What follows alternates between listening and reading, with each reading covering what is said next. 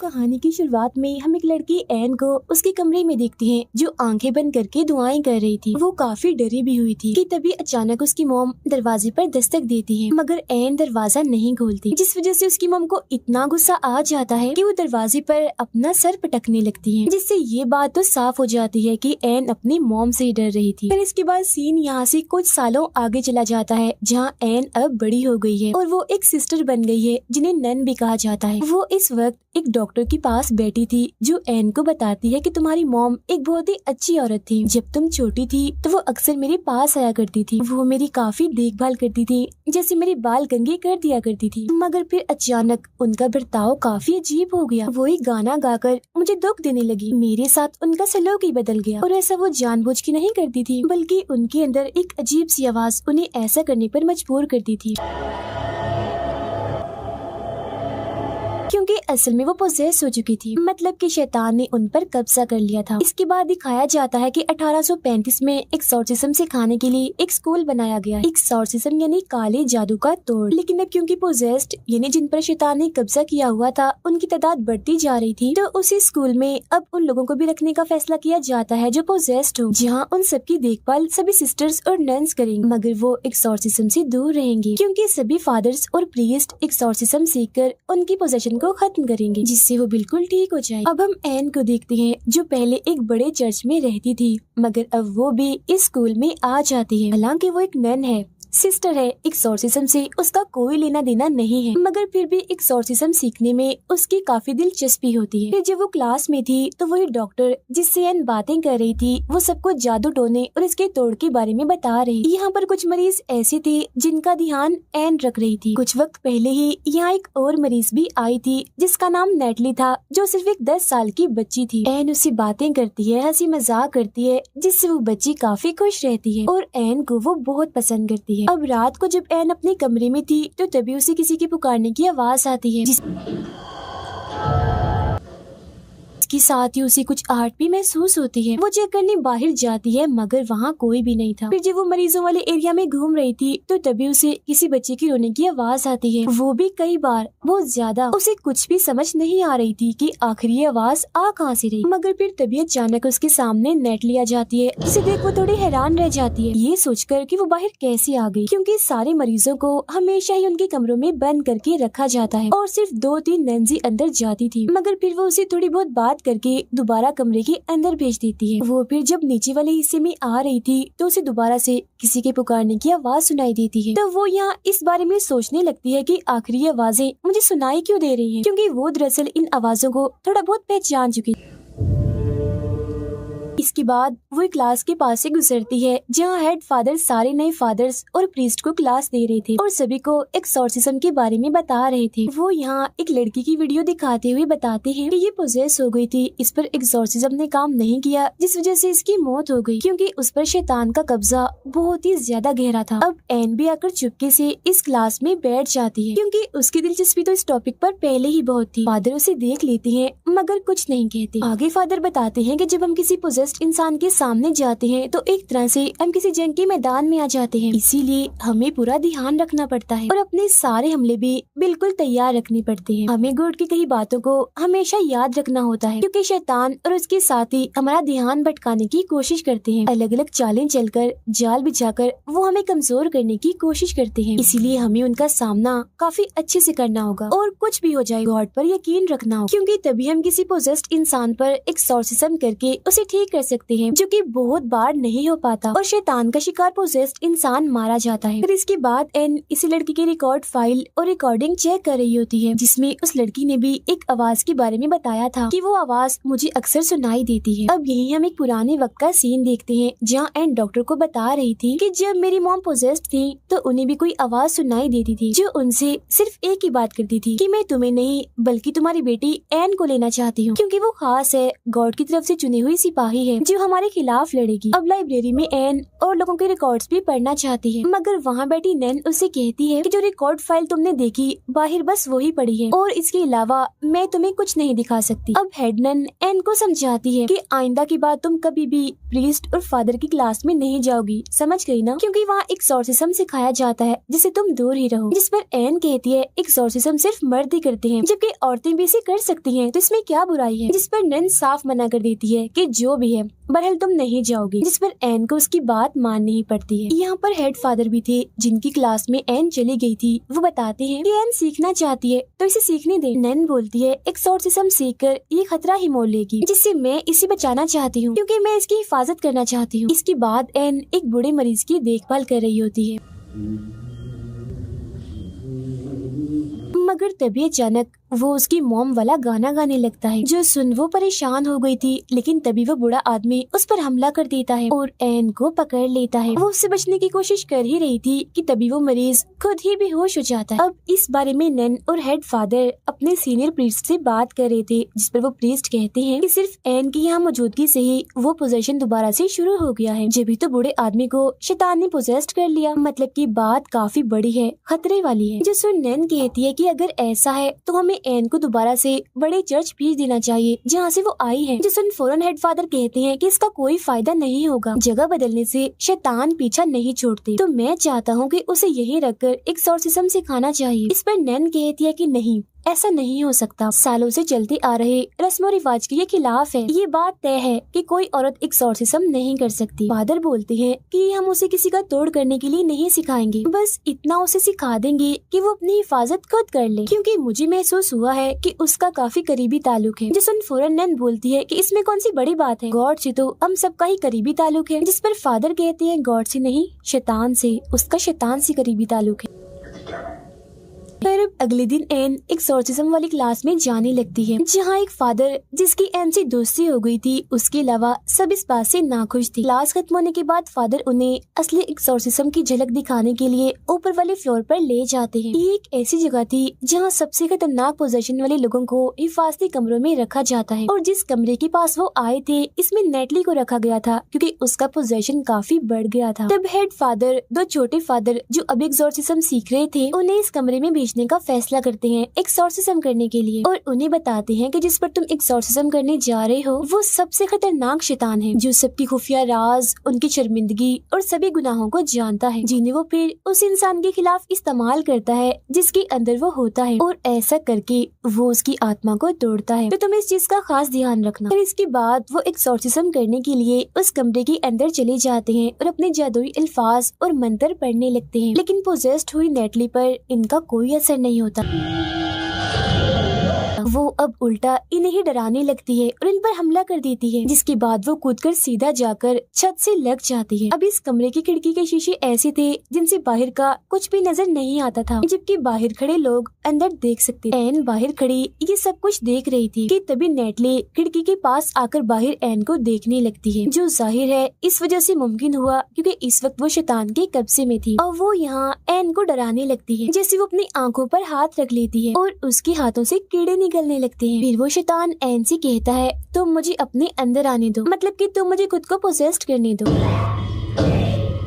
फिर फौरन ही फादर कमरे के अंदर आ जाते हैं क्योंकि बात अब बस से बाहर हो गई थी, मगर पोजेस्ड नेटली उन पर भी हमला कर देती है, जिसके बाद अब एन अंदर आती है और उससे बात करने लगती है। वो कहती है संभालो खुद को और जल्दी करो, होश में आओ। तब उसकी ये बात नेटली पर असर भी करती है क्योंकि वो फौरन ही होश में आने लगी थी, मगर तभी अचानक उसके अपने ही बाल उसके मुंह में जाने लगते हैं, लेकिन उन बालों को दोनों छोटे फादर्स पकड़ लेते हैं, जबकि हेड फादर फिर अपने मंत्र और जादुई अल्फाज पढ़ने लगते हैं, जिसके साथ ही नेटली फौरन होश में आ जाती है और वो उसके बाल बाहर निकालते हैं जिन्हें एक शैतानी हाथ में पकड़ा हुआ था क्योंकि शैतान उसके अंदर था। फिर अब कुछ वक्त के बाद दोनों छोटे फादर और एन आपस में बात कर रहे होते हैं क्योंकि तीनों की काफी अच्छी दोस्ती हो गई। उनमें से एक फादर कहता है कि एन का तरीका काम कर गया क्योंकि कहीं न कहीं नेटली उस पोजीशन में मौजूद थी जिसने तुम्हारी बात सुन ली और होश में आने की कोशिश की। ये कहकर वो उसे अपनी बहन के बारे में बताने लगता है कि मेरी बहन की शादी हुई थी, उसका बच्चा जब होने वाला था तो किसी वजह से बच्चा उसने खो दिया, जिसमें कहीं न कहीं मेरी बहन की भी गलती है, जिस वजह से वो हर वक्त सदमे में, शर्मिंदगी में रहती है और मैं उसकी वजह से बहुत परेशान। फिर अब रात के वक्त एन को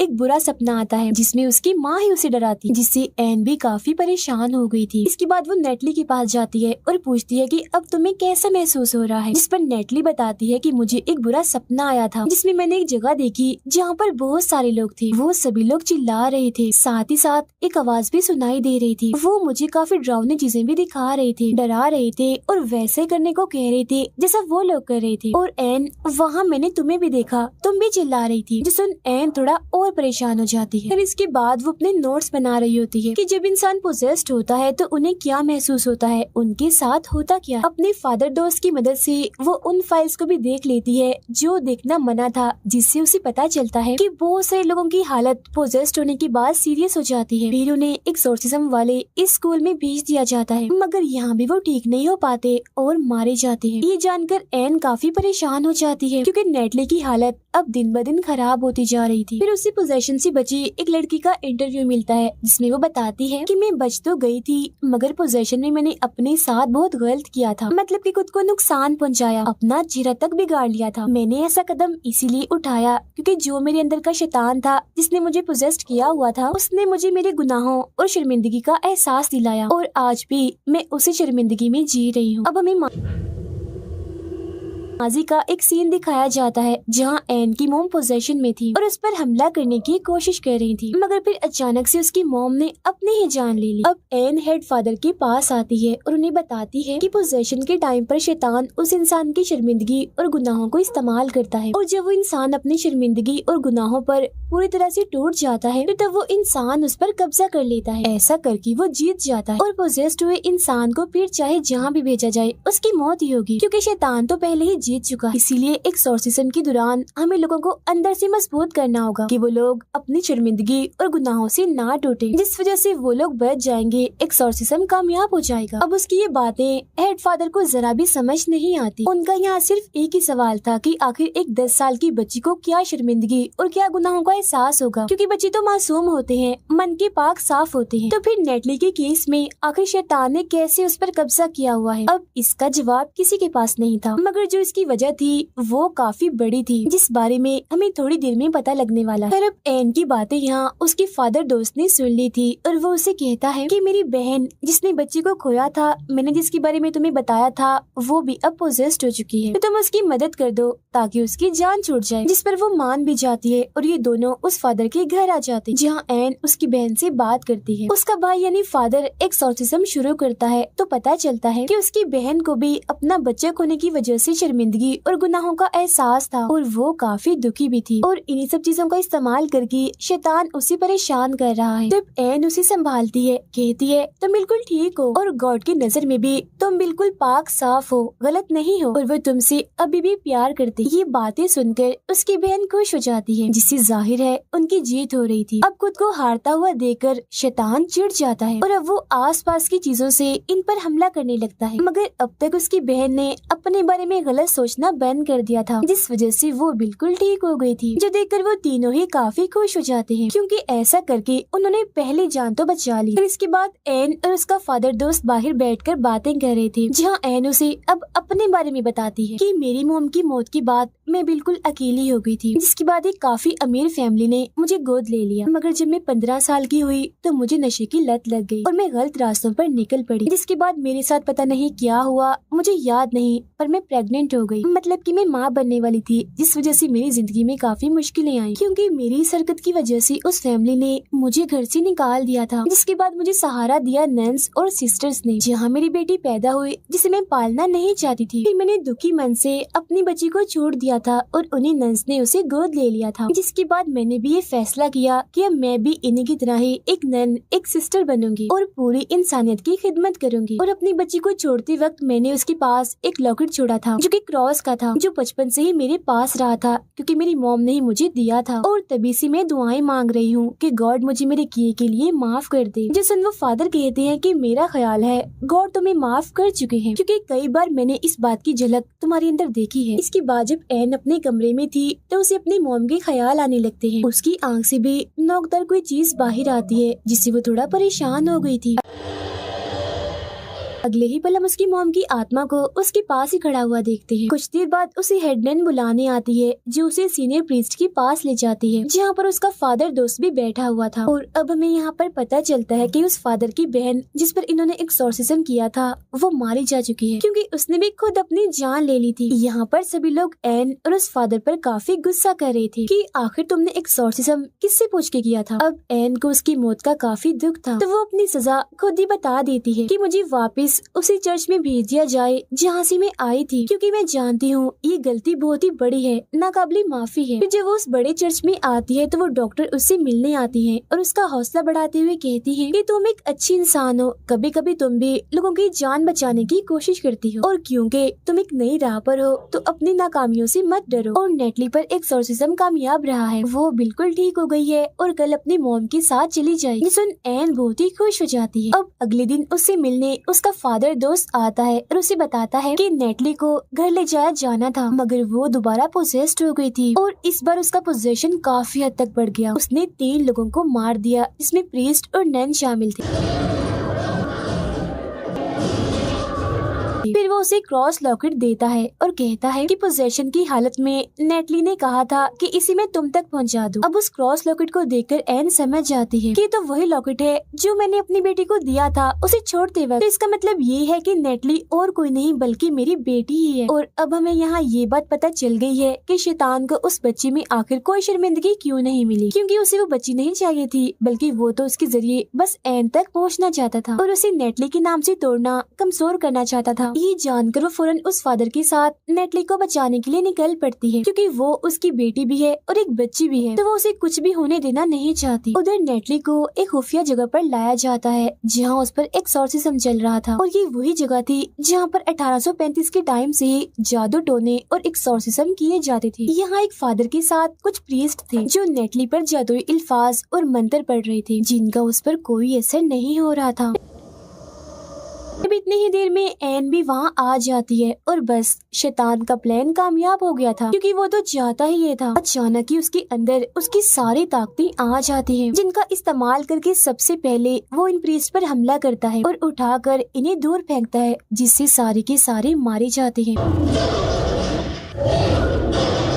अब एन उसके पास जाती है और नेटली से बात करने की कोशिश करती है मगर यहाँ शैतान ही उससे बात कर रहा था और पूछता है कि तुमने अपनी बेटी को क्यों छोड़ दिया था, तुम ये बात छुपाओ मत, सबको बताओ। अब यहाँ हमें पता चलता है कि आखिर क्यों एन की मॉम ने अपनी जान ली थी। ऐसा उन्होंने इसलिए किया था ताकि ये शैतान एन तक ना पहुँच सके। दरअसल उन्होंने अपनी बेटी को बचाने के लिए खुद की कुर्बानी दी थी क्योंकि जैसा कि मैंने आपको बताया था कि एन खास है और उसने भी अपनी बेटी को इसलिए छोड़ा था ताकि वो हर लिहाज से महफूज रह सके क्योंकि वो जानती थी कि ये आवाज यानी ये शैतान उसके पूरे खानदान का पीछा करे। मगर शैतान उसके पीछे पड़ा ही रहा और आज वो उसके रूबरू आ ही गया। अब यहाँ पर एन अपनी मॉम की तरह ही अपनी बेटी की जान बचाना चाहती थी। वो शैतान को अपने अंदर आने की दावत दे देती है। अगले ही पल शैतान उसके जिस्म में जाकर उसे पोसेस कर लेता है। ये देख एक फादर नेटली की जान बचाने के लिए उसे यहाँ से लेकर भागने लगता है मगर यहाँ के सारे दरवाजे अपने आप ही बंद हो जाते हैं, इसीलिए वो उसे छोटी सी जगह से बाहर निकालकर छुपने का कहता है। अब एन जिसे कोई होश नहीं था क्योंकि वो पोजेस्ड थी अपनी ही बेटी को मारने के लिए आ रही होती है। हालांकि फादर उसे रोकने की कोशिश भी करते हैं मगर वो पहले ही बाहर आ चुकी थी। वो नेटली को पकड़कर एक तालाब में डबोने लगती जो कोई आम पानी नहीं था बल्कि होली वाटर था। अब एन तो पूरी तरह से पोजेस्ड है जबकि फादर अंदर बंद है तो अब नेटली को कौन बचाने आएगा। तो उसे यहाँ बचाने के लिए आती है उसकी नानी यानी कि एन की मॉम जो हमेशा से ही उसके पास थी क्योंकि वो उसकी हिफाजत कर रही। तो अब यहाँ एन थोड़ा थोड़ा पोजीशन से बाहर आने लगती है। उसे अपनी फैमिली और अपनी मॉम के साथ गुजारे सभी अच्छे पल याद आने लगते हैं। साथ ही उन लोगों की भी याद आने लगती है जिन्होंने एन को बचाने के लिए अपनी जान दी थी और अब उनसे हिम्मत लेकर वो शैतान से लड़ने लगती है। वो अब आहिस्ता आहिस्ता अपने सर पर वही क्रॉस वाला लॉकेट घुसाने लगती है और उस होली वाटर के तालाब में कूद जाती है। अब होली वाटर में नहाने से उसके सारे गुनाह खत्म हो गए थे, इसलिए शैतान उसके जिस्म को छोड़कर चला जाता है। अब अगले सीन में हम हॉस्पिटल में एन को देखते हैं जिससे मिलने नेटली आती है मगर उसने नेटली को ये सच्चाई नहीं बताई होती कि मैं तुम्हारी मॉम हूँ। ऐसा उसने इसलिए इसलिए किया था ताकि वो खुश रह सके। यहाँ नेटली उसका शुक्रिया अदा करके चली जाती और इसके बाद नेटली वापिस से एक्सॉर्सिज्म स्कूल में आ जाती है, जहाँ इस वजह से कि कैसे उसने सबकी जान बचाई और अपनी जान की परवाह ना करते हुए शैतान को हराया, इससे सब लोग काफी खुश थे। फिर सीनियर प्रीस्ट उसे कहते हैं कि अब तुम भी एक्सॉर्सिज्म सीखोगी, लोगों के काम आओगी और पहली बार ये रिकॉर्ड बनाओगी कि कोई औरत भी एक्सॉर्सिस्ट है जो एक्सॉर्सिज्म करके लोगों की जान बचाती है। जो सुन एन खुशी से झूम उठती है। इसके अलावा भी सभी लोग काफी खुश थे। हेड फादर भी उसका हौसला बढ़ाते हैं, कहते हैं कि मैं भी तुमसे बहुत खुश हूँ, हमेशा आगे बढ़ती रहो, कामयाब रहो। साथ ही वो उसे चेतावनी भी देते हैं कि अब तुम संभल कर रहना, क्योंकि अगर तुम शैतान को जान चुकी हो तो वो भी तुम्हें जान गया होगा और अगली बार वो चाल किसी और अंदाज में चलेगा, वो अभी भी तुम्हारा पीछा नहीं छोड़ेगा। उसकी ये बात सुनकर और इस पर अमल करने का कहकर वो फौरन यहाँ से निकल जाती है। मगर जब वो गाड़ी में थी तो वहाँ एक पोजेस्ड औरत को देखती है। इसके अलावा जो उसकी गाड़ी का ड्राइवर था अचानक से वो भी पोजेस्ड हो जाता है। असल में ये सब शैतान के साथी थे जिन्हें शैतान ने ही हेल इन्हें जहन्नुम से भेजा था एन को रोकने के लिए। तब एन भी अपना क्रॉस उठाती है और उन्हें रोकने के लिए तैयार हो जाती है, जहाँ तभी अचानक वो सारे पोजेस्ड लोग उस पर हमला कर देते। अब यहाँ मैं आपको एक बात बता दूं, ये प्रे दुआ वाला नहीं था बल्कि शिकार वाला था। और इस कहानी में जो शैतान की प्रे थी वो और कोई नहीं बल्कि एन, उसकी मॉम और उसकी बेटी, क्योंकि ये तीनों गॉड की तरफ से ही चुनी गई थी। वजह ये है कि इनमें से एन को एक्सॉर्सिज्म सीखने का बहुत शौक था। और इसी के साथ ही ये फिल्म इधर ही खत्म हो जाती।